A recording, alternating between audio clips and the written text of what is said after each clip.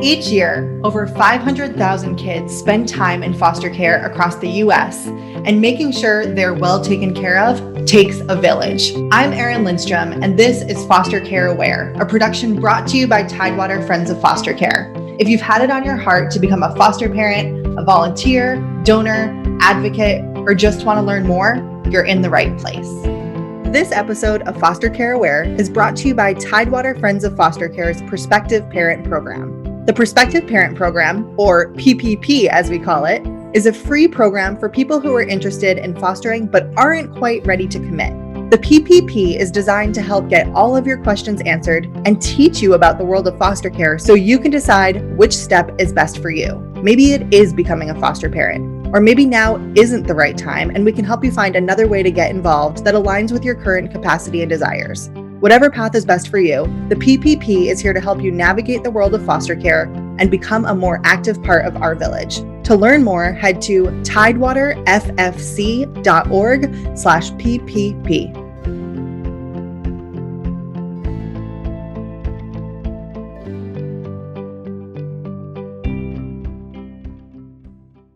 Hey there, welcome back to Foster Care Aware. I am your host, Erin Lindstrom, and I am joined by Audra Bullock, the founder and director of Tidewater Friends of Foster Care. Hi there, how are you? And today's guests, we have Jessica Schwabe of Intercept Health. Hello. Amy Barbour of enCircle.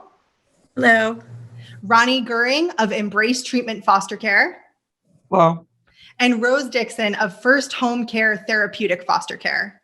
Hello. Thank you guys so much for joining us today. We are super excited about the chance to speak with each of you and to learn a little bit about what makes your organizations unique. Because as people are, deciding to take that courageous move of becoming a foster parent, they have choices. And there are so many incredible people like all of you inside the organizations helping them take that next step. And so it's really a delight just to have you so they can start to get to know you, hear about some of the different amazing options that are out there. And hopefully, if they are in the right place, the right time, and this is it, that they go ahead and take that next step, potentially after watching this. So to sort of get us started, I would love to know, and you guys can just call it out, on a scale of 1 to 10, how important would you say is educating prospective foster parents to fulfill the mission of your organization? An 11. A 10. Definitely a 10. Yep, 10s and 11s. Okay, so this is super, super important. I think so many of us get so excited. We're like, oh, we want to help. All right, let me go. And like, no. There's a process in between here. So you are fully supported. And so the child can be fully supported. And so I'm so excited to dive in and learn more. So about this training, a national curriculum is PRIDE, and many agencies use that. Ronnie, can you tell us a little bit more about PRIDE? That's a model that you use, right? Yeah, so PRIDE stands for Parents Resource for Information Development and Education, which is a lot of just kind of jargon. But the main components of PRIDE is to teach foster parents 5 important competencies. One is to protect and nurture children. One is to make sure that you're meeting their developmental needs. One is to support relationships with birth families. One is to make sure that we're connecting kids to safe, permanent families that will last a lifetime. And finally is to teach foster parents to work as a member of a professional team. So those are kind of the 5 purposes that PRIDE serves. Perfect. Thank you for that. That's super helpful. So while PRIDE is the core for many organizations, including like the Department of Human Services in the cities, there are also other trainings that different agencies have created or added to PRIDE to kind of like create a unique curriculum. So I'm wondering, I would love for each of you to share a little bit about what happens at your agency. What does that training look like? And really like what makes it special? So Rose, would you start us off? Sure. Actually, at First Home Care, previously we were doing the PRIDE training, which PRIDE training is great. But, First Home Care, we thought we'd just take it a notch up. As we, of course, start to learn and become more familiar with trauma-informed care, we thought we'd step our training up. So we actually do PST, which is called Parenting Skills Training. And the training really focuses on the child's journey through foster care. It focuses a lot on the various levels of trauma that children are faced with prior to and coming into foster care. We also look at de-escalation techniques that are used, what the child parental relationship looks like. There's so many variations in this training, and it really gives the prospective foster parent, a global look at what it really looks like to have a child come into treatment foster care. And it gives them all the tools that they need to be able to serve the type of children that we have coming into care. Brilliant. Awesome. Thank you so much for sharing, Rose. Amy, with enCircle, would you like to share about yours? Definitely. Similar to what Rose said, we actually use Pride as our foundation of our curriculum, but we did also add a lot of extra components to it, really focusing on the trauma-informed approach, adding a lot in about attachment. We've also partnered with Foster Parent College. So they are an evidence-based model based out of California, and they have lots of different training classes. They have a pre-service module. They have extra subjects, about different types of abuse, why kids come into care, safety measures, that type of thing.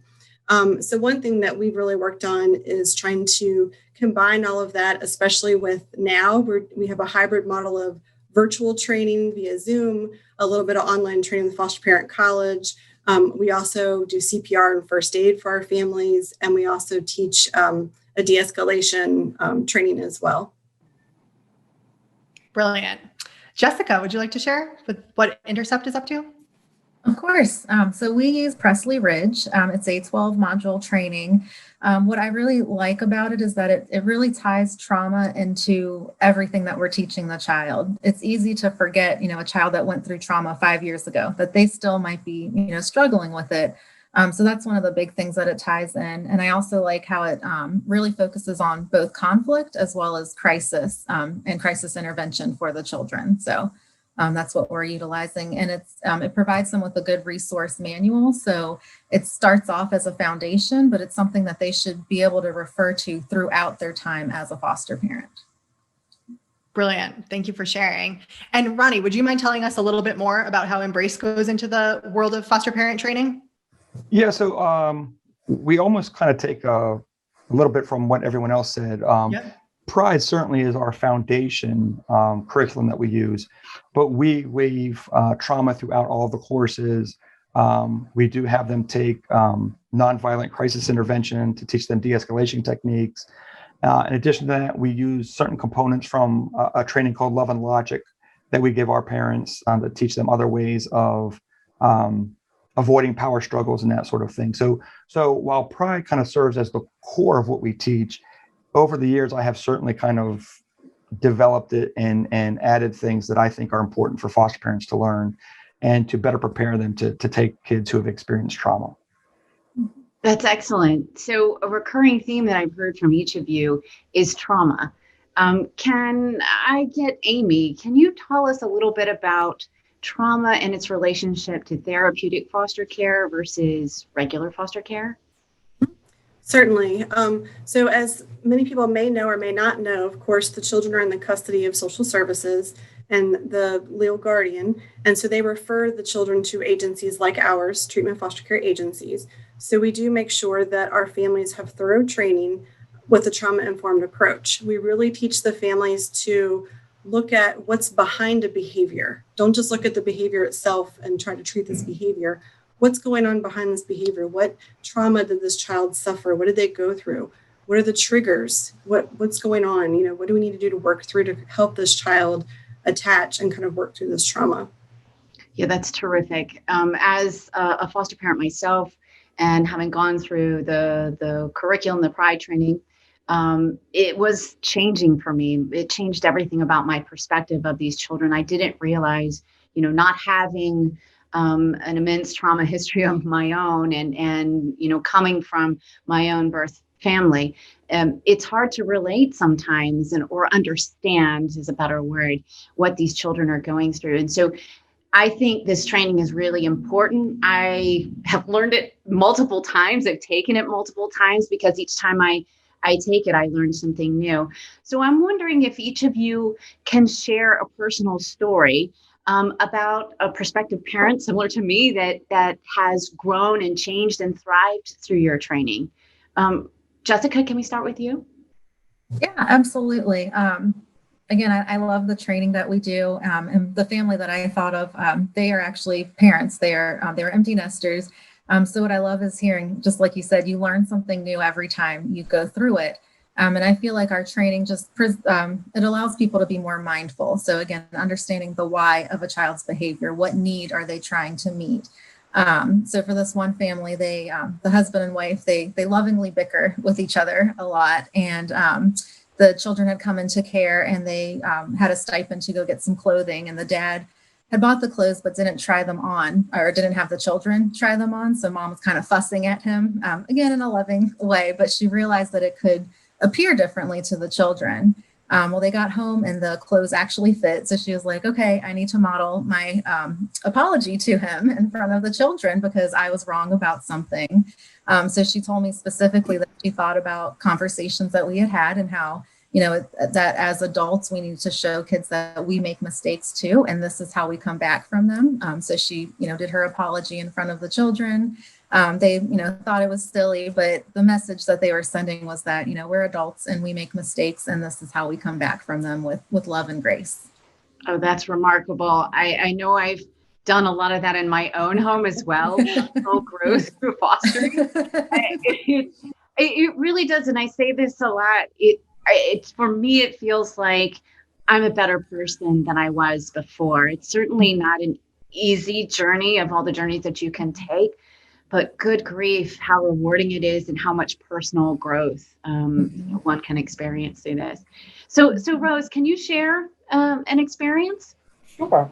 We had a foster parent. Well, she's a parent with us now, but when she was going through the training, the PST training, she did well. She answered all the questions great. But then when we got to the part where to do the home study, she had a lot of doubts about wanting to be the parent, wanting to be a foster parent, what type of challenges she was really going to face. So giving her additional training once she became a foster parent really helped her to be invested in her role as a parent once she got her first kid. We sent her to a lot of different trainings, definitely about the trauma-informed care so she could continue to learn and build her skills and abilities. And I tell you, that really helped her because she actually had the child in her home for like maybe 2 years.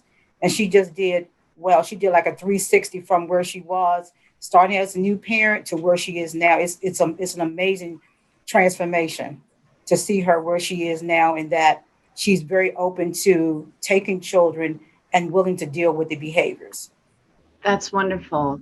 I love the story of this is an ongoing process. It's not just a once and done with the class.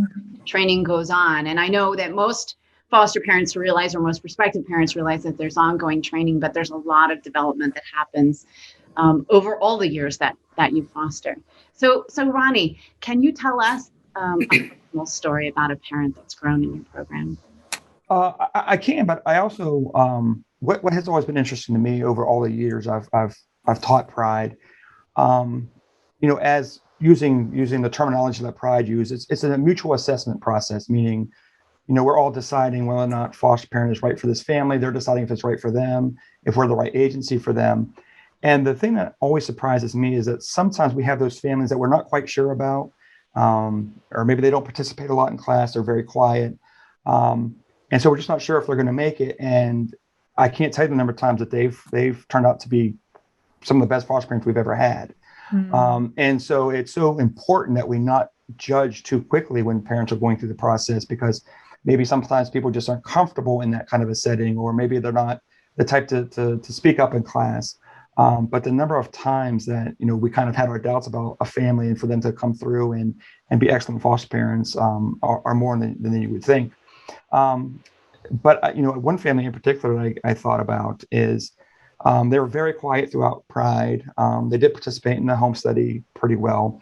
But again, I just wasn't quite sure about them. And several months ago, back in October, they got a sibling group of 4, all under the age of 6 years old. They are first-time parents. They're very young. I think the mother's 25, so very young parents. One of the children ended up having to be separated, but that had nothing to do with the family. And by chance, I went out to see the family last Friday, And I was so impressed with what they've done with these kids. They came in, the middle child was having tantrums for hours at a time, and now they've got that down to 20 minutes. And the thing that is most remarkable about that is that they recognize that as being progress. And a lot of times foster parents have a hard time grasping what progress is. But for them to recognize that going from a 2-hour tantrum to a 30-minute tantrum is progress is really remarkable. And it really kind of validates a lot of what we teach them in Pride. But just to see the connection they have with the kids and the things they've put in place to deal with the trauma and deal with the behaviors was really something to see. And I was quite surprised, pleasantly surprised to see it. That's extraordinary. I love that it's a matter of maybe it's not feeling right now, but that doesn't mean it won't be right eventually. And for first-time parents to get so much from this speaks volumes about the program. Amy, do you have, I'm sure you do, you have a story to tell us about parent growth in your program? I do. It's actually a really great story that I think about. A lot of times we have families that come to us that have already parented. And so this family came to us. They'd already been foster parents with another agency prior to moving to the state. And so then they also have experience with biological children as well. And they came through class saying, we're experts at this. We know how to do this. We don't need any help. We don't need parenting classes. But about halfway through the training, they said, we've been doing it wrong this entire time. And so they actually were taking a lot of tips and tools that we taught in class. They were using them on their biological children and would come back to the next class and tell us what they did and how it worked. And then they finally said, hey, you have to start where the child is. You can't expect this child to be molded into your family and meet your needs. And we were like, that's exactly right. So now today they have a foster child in their home. They're doing great, doing really well. They actually, when we have our foster parent support group, they're one of the first ones to step up and give their advice and suggestions. And almost every time we have a support group or a training, they say, hey guys, we did this wrong. You need to listen. Just because you're a parent already doesn't mean that you know how to parent these children in foster care. You've got to parent them a little bit differently sometimes. You haven't had these children since birth. You've got to start where they are and what you do and build that relationship with them and then help them work towards succeeding in your home. I so want to parrot that, is that you've got to start where they are. That is so important to this. And I think, Ronnie's point of defining success, we have to define success in the realm of what is achievable for us. We can't compare it to other families.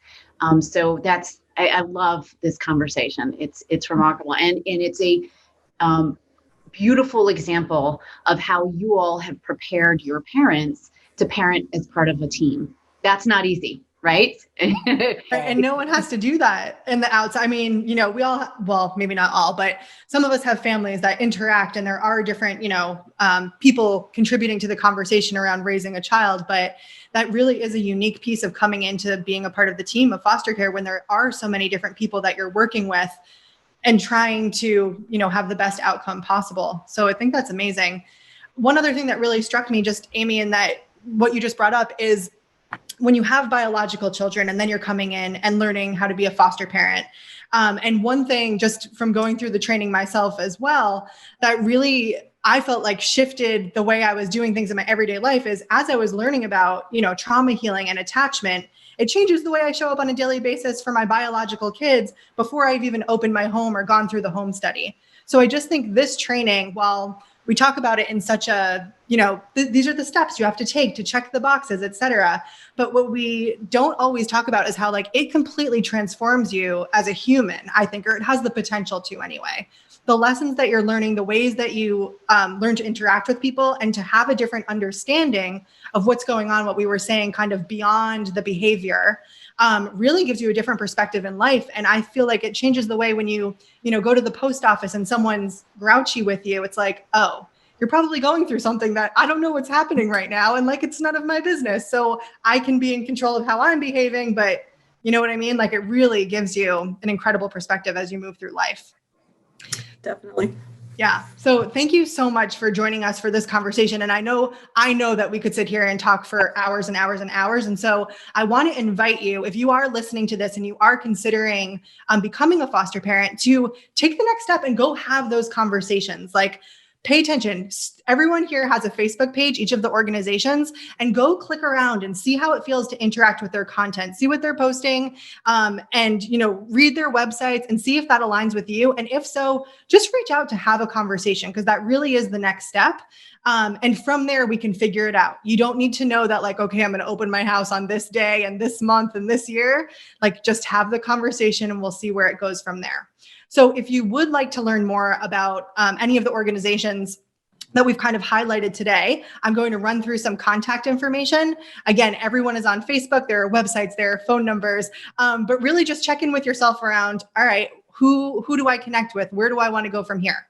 So to learn more about Embrace Treatment Foster Care, you can get in touch with Ronnie and the team by going to embracetfc.com and scroll down to the Becoming a Foster Parent button, or call 757-869-7555. To learn more about becoming a foster parent with Intercept Health, you can get in touch with Jessica Schwabe by emailing jschwabe@intercepthealth.com or by calling 757-636-3277. To connect with Rose and her teammate Tonya over at First Home Care, you can reach out via phone at 757-393-7200, or their website is firsthomecare.com. And to learn more about enCircle, you're welcome to reach out to them to sign up for an information session so you can learn even more, get all of your questions answered. And you can do that by either emailing them at fosterparent@encircleall.org, checking out their website, encircleall.org, or again, everyone is on Facebook. So just go ahead, take that next step. Audra, any parting words? I just think it's been such an incredible conversation. I agree we could keep this going. And indeed, what I think we ought to do is talk about this more with our prospective parents that sign up through Foster Care Aware. And I really want to thank you all for doing such fantastic and important heart work. I can't stress enough that a home cannot be successful without a strong social work team to make it successful. So we really appreciate your partnership in the community to care for these children, because they are so valuable and each child matters. And it's clear that you all take each child as they come as the little starfish that are worthy of us coming around them and helping. So thank you so much. And a big thank you for listening. Foster Care Aware is all about getting the word out about how you can support the kids in care in whatever capacity works for you. And Tidewater Friends of Foster Care is here to support you through the journey. To learn more, head over to fostercareaware.org, where you can join our digital community of Friends of Foster Care and learn more about how you can provide a birthday or holiday gift for a child in care as one of our gift sponsors, stay in the know about upcoming trainings, and help meet the needs of current foster parents and youth as they arise. Whether you want to be a foster parent, volunteer, donor, or advocate, head on over to fostercareaware.org to learn more.